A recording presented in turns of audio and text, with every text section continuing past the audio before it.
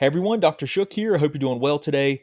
In today's video, what we're going to do is talk about a really important issue, and this is the connection between Hashimoto's disease and female hormones. And there are so many connections here. I laid out and I go through in this presentation a lot of the relationships between the consequences of Hashimoto's and how it impacts the female hormones, and then how those female hormones can then impact the thyroid physiology and the immune system. And there are so many connections that I had to stop with basically illustrating them and focus on the primary drivers, the ones that I get asked about on a regular basis. And that's what I want to highlight today, because if you can understand that, how some of the symptoms that you're having, some of the problems that you might be having with your female hormones are related to the thyroid and especially Hashimoto's, it can give you a a new way to look at the problems that you're having. Because quite frankly, a lot of people that have common hormonal issues with their menstrual cycle, with things like polycystic ovarian syndrome, many of those people have Hashimoto's and autoimmune thyroid disease. Most of them don't know it. But there are people that have Hashimoto's. They know they have Hashimoto's and they have these problems, but they don't know about these connections. So what I want to do is walk you through these connections and help you to understand what you can do about them, and give you some places that you can start. And of course, I'm going to give you some resources and try to help you to help yourself so that you can be your own advocate. But let's get right into it, because I have a lot to cover. So one of the first things that we want to talk about, and just make sure that we always come back to this foundational concept, and that is that Hashimoto's disease is a multiple system autoimmune disease that does not just affect the thyroid. It affects many systems in the body. It affects your blood sugar physiology. It affects your nervous system, your brain. It affects your gastrointestinal tract. It affects female hormones, which we're going to talk about today. It affects the immune system. It affects your microbiome, your gut bacteria. It affects your liver and your gallbladder. And these are the primary systems that are affected, or the physiology that's affected.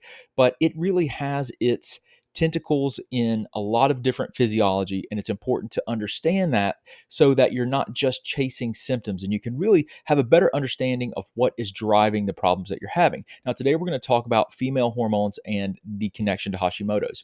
Now, what I have on the screen is this is a chart that shows the female cycle, and it's a 28-day cycle. It's divided really into two parts: the follicular phase, which is the first 14 days, and the luteal phase.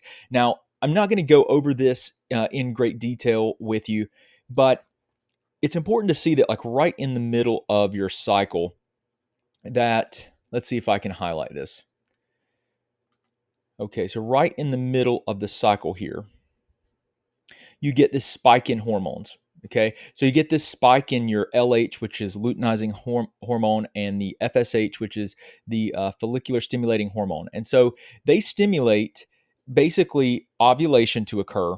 And then once you ovulate, the ovum will then, it will change during the luteal phase, and you will get this surge in progesterone here that you see, this spike in progesterone that comes in the second half of the cycle. And so this is really important to understand, because there are a lot of things that can disrupt this physiology, that can prevent your LH and your FSH from spiking and cause you to not ovulate. And then if you don't ovulate, you're going to have problems with progesterone being low and having estrogen dominance. And there are a lot of ways that this can dysfunction. Now, I can tell you one interesting way to look at this is, yes, you can always spot check your hormones.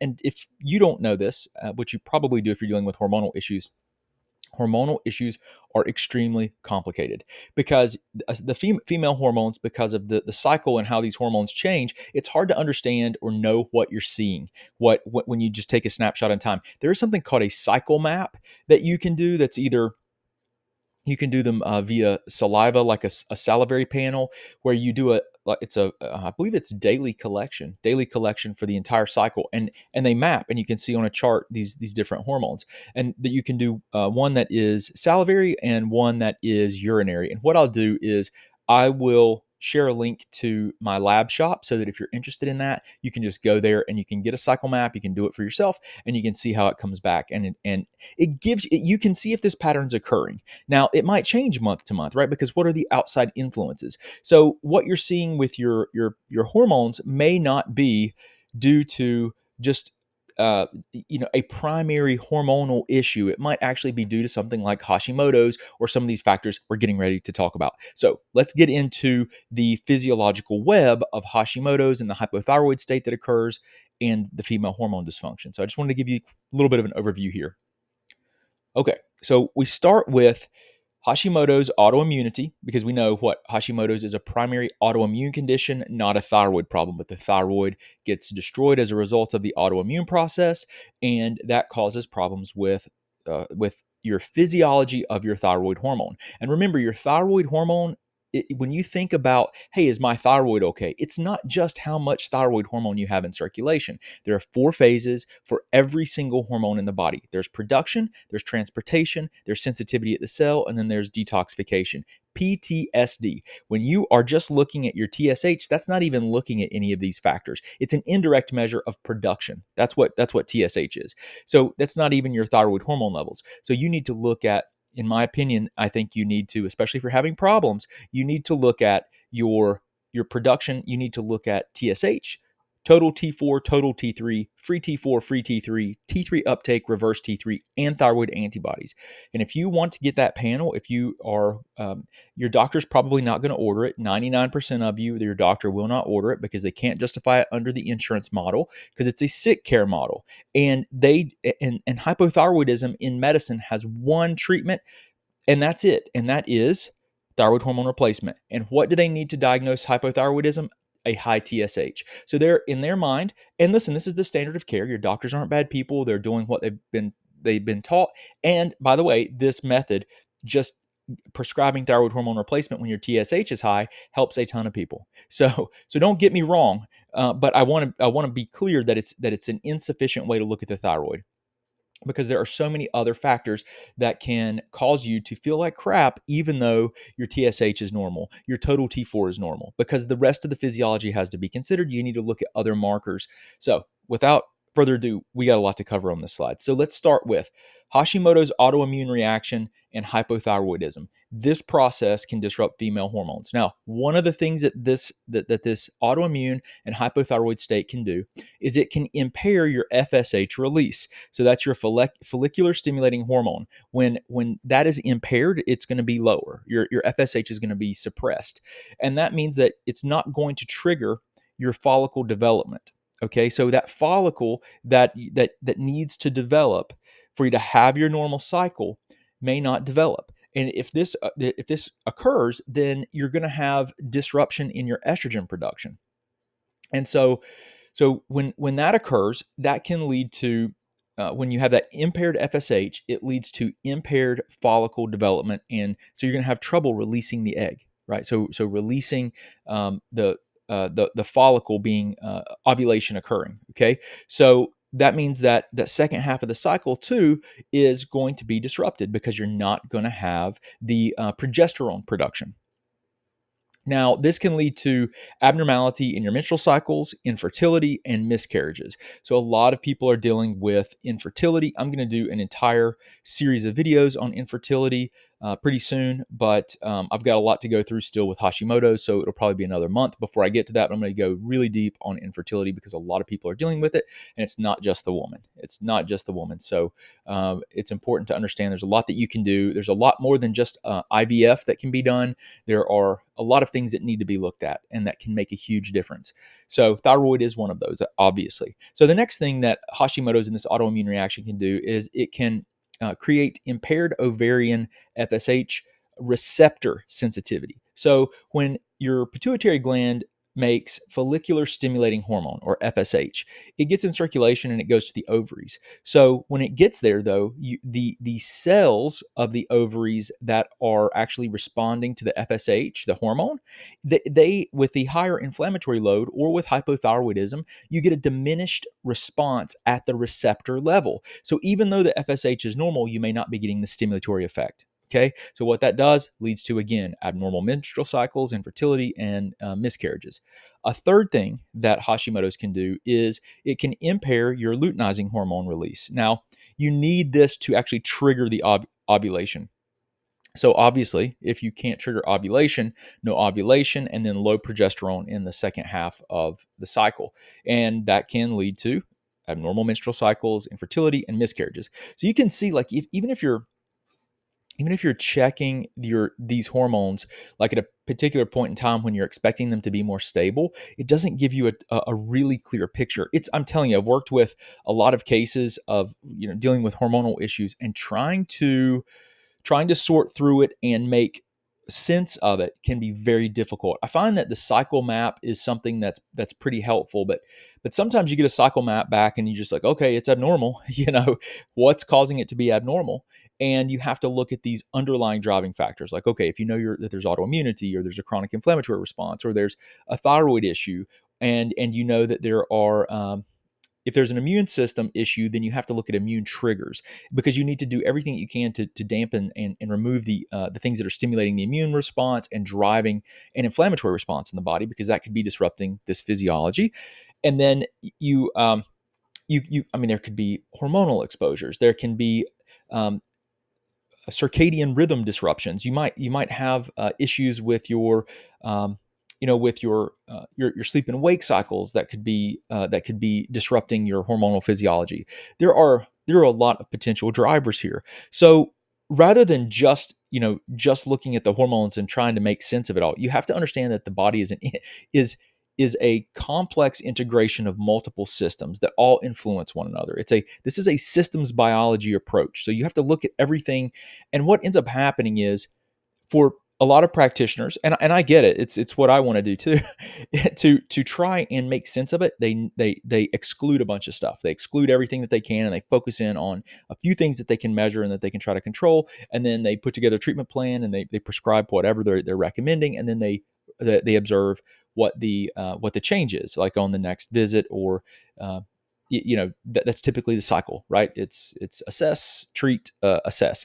And so it's very similar to what I have to do, but you want to try and gather as much information as you can to better understand the factors that could be influencing this, because there are a lot of things that could be driving this, from deficiencies, vitamin and mineral deficiencies, uh, chronic stress, chronic inflammatory responses, um, chemical exposures, which can mimic hormones, can block receptors, can trigger inflammatory responses.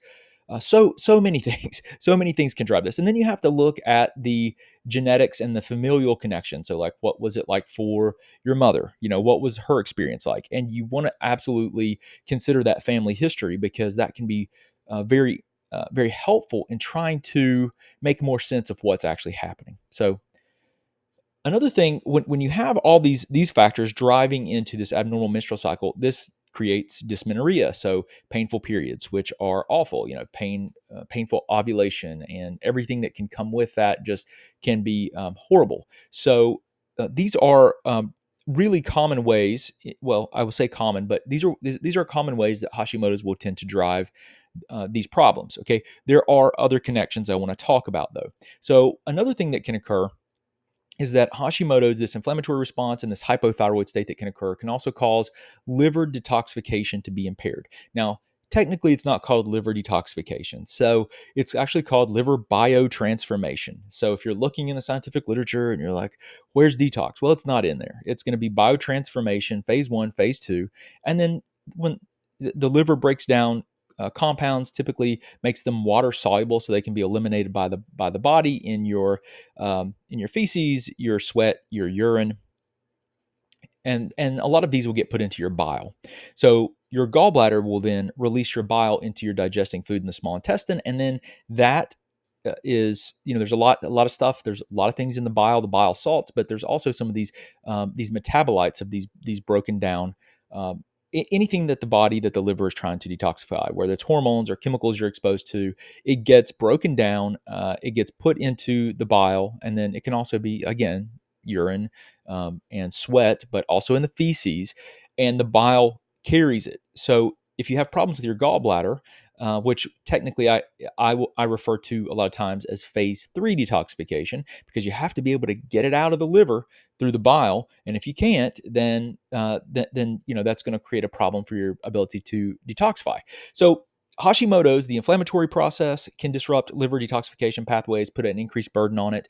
Hypothyroid states or decreased physiological activity of the cells of the liver, the hepatocytes, for sure, can slow down these processes, make them less efficient, create problems for the enzymes. And I've got an entire video on the liver, okay, entire video on the liver that's just like this one on the liver Hashimoto's web, that's already recorded. But what this can do as far as the hormones go is one of the things that can lead to estrogen dominance, because you can't metabolize and clear estrogen as well. You can have an increase in estrogens. Now, what this can do is something really interesting to the thyroid. It can actually cause a change in thyroid binding proteins. So you end up not having enough free T3 and free T4. So real quick, these binding proteins, all hormones in your body, are carried when they're made by your gland. So your thyroid makes thyroid hormone. Okay, when it's produced, it is free, but it very rapidly gets bound to a carrier protein in the blood. It just sticks right to it like a little taxi cab. And then while the thyroid hormone is stuck to this carrier protein, and for the thyroid, it's called thyroid hormone binding globulin. And so this thyroid hormone binding globulin, it's a protein, a globulin. It carries the thyroid protein around the body, or the thyroid hormone around the body, and then whenever it's needed, it disassociates, separates, gets out of the taxi cab, and is usable by the cells in the free form. Most of your thyroid hormones are in a protein bound form. Okay, they're not available for the cells to use in that state. So what you need to do is, one of the things, that's one of the reasons I like to see total and free thyroid hormones, is because we can look and we can get an idea of what's happening there. Do we have a lot more? Do we have adequate amounts of the total hormone and low free hormones? Well, you might have something like this occurring.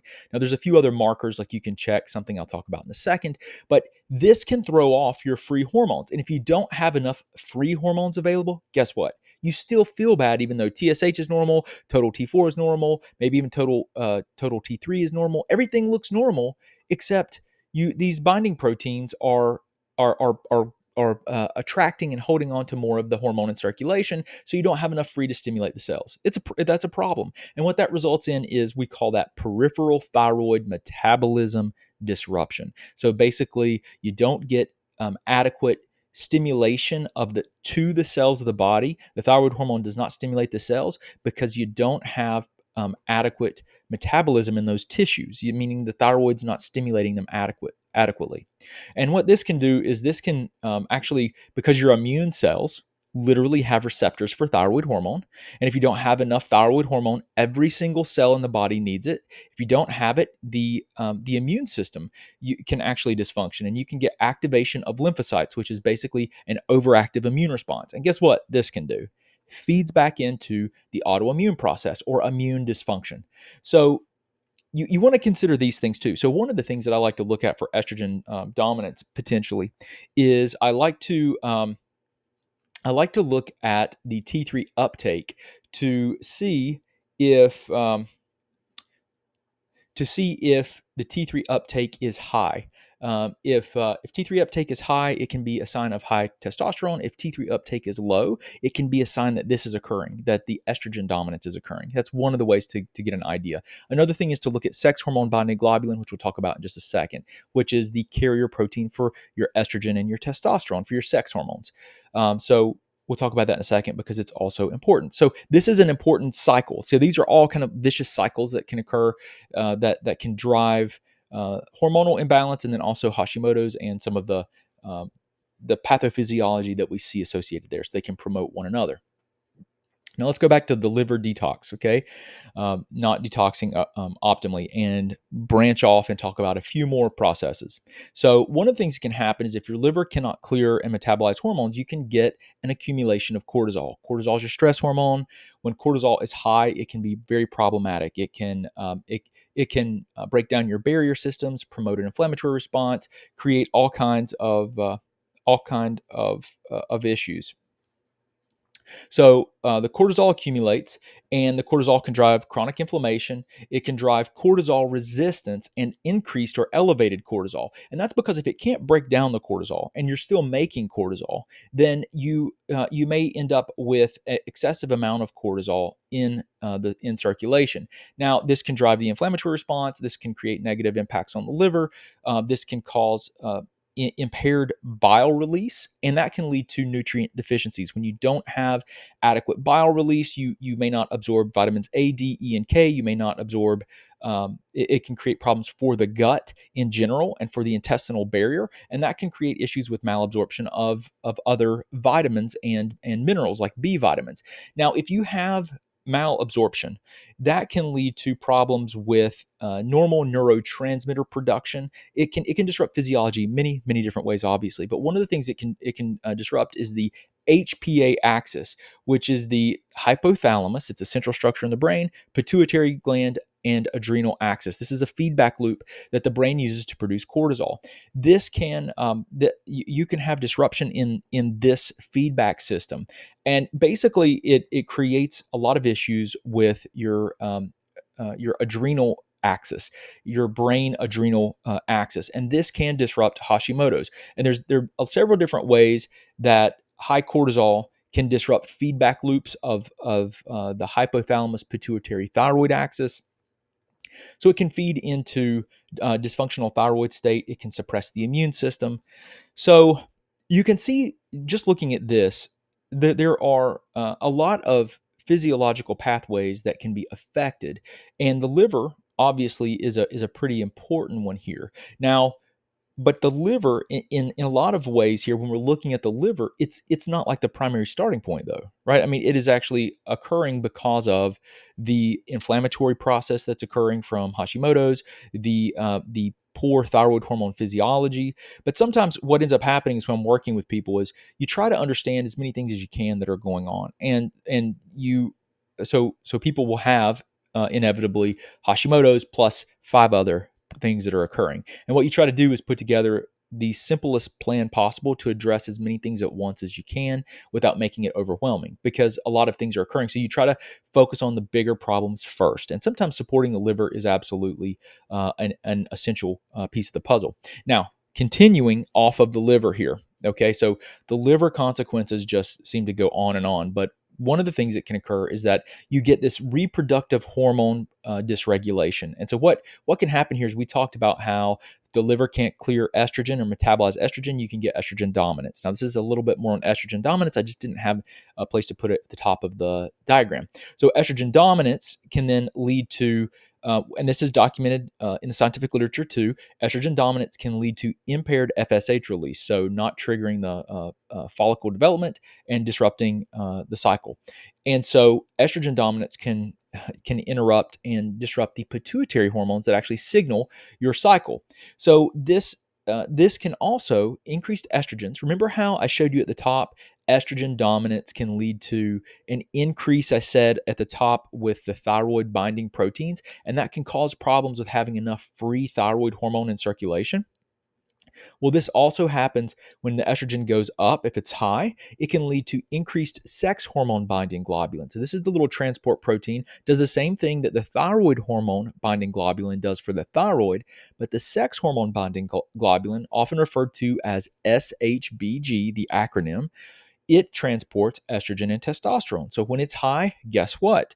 You'll have more bound estrogen and more bound testosterone, meaning that you have less free testosterone and less free estrogen, the actual forms of the hormone that stimulate the cellular physiology. So you can see there are a lot of connections here. These are connections that have to be appreciated too, especially if you're having these, you're having these menstrual cycle issues, infertility, and miscarriages, or painful cycles. Now, one other thing, I had to put it on here. I know you're like, where else can you stick something on this diagram? It was tough, but I moved things around. So this I have to mention this thing, because this, what I want to talk about next, is the most common endocrine problem that women face. The most common. Does anyone know it before I pull it up? What's the most common? And don't look it up. The most common endocrine problem that women face. It's polycystic ovarian syndrome, or PCOS. So Hashimoto's, I think that one of the statistics, and I don't remember it exactly, but it's like 18 to 24%, I believe, of women with PCOS have Hashimoto's and don't know it. Well, some of them know it, obviously, but a lot of them don't know it. But there's a strong connection because Hashimoto's has impacts on blood sugar, which drive PCOS. It has impacts on the hormones, obviously. It has impacts in multiple ways that can drive polycystic ovaries. So PCOS creates a cascade of problems. One of the things that it can do, and I don't have time to go into this. We have like 5 minutes to go into. It can drive impaired FSH release again, which can create all these problems with a disrupting your cycle, and then it can also impair the luteinizing hormone, which then can cause issues with and cause you not to ovulate. So major issues with PCOS. I mean, there's so much more to it, but I had to put it on here because it is such a critical piece of the puzzle. You have to. I see so many women that have PCOS and Hashimoto's. I mean, it's a really common thing to see together. So this is a lot of the web. But guess what? I could have put more stuff on here. It's just enough already, though. So I wanted to go over this and share with you as much as I can. Now, let's talk about how do I look at this stuff clinically. We're going to go fast. I look at this clinically through this model called the environmentally induced model of autoimmunity. It looks at three major driving factors. This is a model that was put together by immunologists, and it takes into consideration your intestinal barrier system and your blood-brain barrier, your lung barrier. When these barriers break down, things get into the bloodstream that shouldn't be there and trigger an inflammatory response. Now, the things that tend to move into the body and trigger the response are these environmental triggers. The environmental triggers tend to be food proteins that you react to, pathogens, which are bacteria, viruses, fungi, parasites, and chemicals. Chemicals can actually bind to your tissues and create an immune response and drive autoimmunity. They can go through the liver and get molecules added to them and drive autoimmunity. These are the major triggers that we know of, environmental triggers. Now, and then the third component is immune system dysfunction. So deficiencies in vitamins and minerals can impair physiology from occurring, can cause problems with normal immune system regulation. Chemicals can actually mimic hormones. They can bind to your cells and block hormones from working on the cell. They can do a ton of different things. Chronic stress creates all kinds of negative cascade of issues in the body. And these things combined, when you get these things that overlap and combine, barriers broken down, there's environmental triggers, there's a genetic susceptibility, there are deficiencies, there's, let's say, poor sleep, high stress. This can all, when you have the genetic susceptibility, it can be a trigger. It can be a trigger for autoimmunity, and it can be a driver. So this is the lens that we kind of look through. Are the barriers okay? What are the triggers? What are the immune dysfunctions? We use those things to unwind it. Work on dietary, lifestyle, and the supplementation drivers. Do testing if we can to look at environmental autoimmune triggers. Measure chemical levels. Do a lot of different things like that. Look at baseline physiology. That's the model that I like to use. Now, the clinical management of autoimmunity, I'm actually not going to read this. I've done this in other videos, but I just don't have enough time. What I'm going to do, though, is I'm going to uncover these. Level 1, I'm going to give you an overview. Level 1 is what you need to understand to help yourself with autoimmunity. So you can read through the columns. This is what I work with. Level 1 and level 2 are the things I do. Active flare-up management. You can read through it. If you have questions, post them in the comments. I've gone over it in other videos. And then level 3 is pharmaceutical management. And some people need pharmaceutical management. Not a lot of people with Hashimoto's do, in my experience, but with other autoimmune conditions, they absolutely do. Now, if you would like free access to the dietary protocols that I often recommend for Hashimoto's, if you would like access to the lifestyle recommendations that I often give, and a general, I say generic, but a standard supplementation protocol that I might use for someone that doesn't have access to testing, just go to my website, drbradshuk.com/resources. There are links there that you can click on and go and register for absolutely free to get that information. And then I also do telemedicine visits around the US and world, and you can learn more about that if you'd like to. But I appreciate you hanging out with me today. Sorry I had to go so fast there at the end, but there's a lot to talk about. It's an important topic, but I do appreciate you. Hope you have a wonderful day. Talk to you again soon. If you have any questions, post them in the comments. Thanks.